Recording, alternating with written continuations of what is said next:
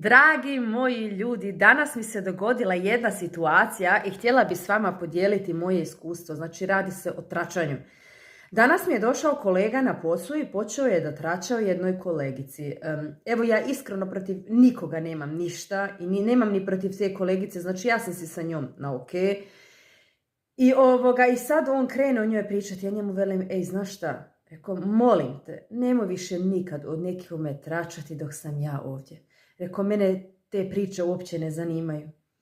I on je stao, pogledao me i kaže on meni, ok, znači bio u šoku da nisam reagirala na to tračanje. Inače prije, ja nisam puno tračala protiv neke osobe, ali jednostavno sam ušla u diskusije, u rasprave.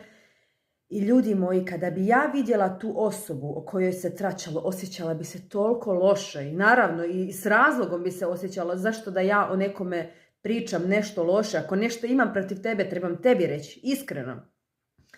Dragi moji ljudi, ja sam osjetila olakšanje. Ja sam se 5 kila lakše osjećala jer sam mu rekla jednostavno gdje je granica, ne želim. I vi morate biti svjesni. Ako neko trača o drugima koji nisu prisutni, taj će tračati i o vama kada vas nema.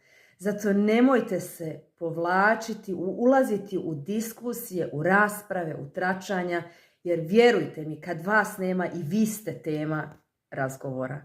Uživajte u danu, dan je prekrasan i budite mi dobro.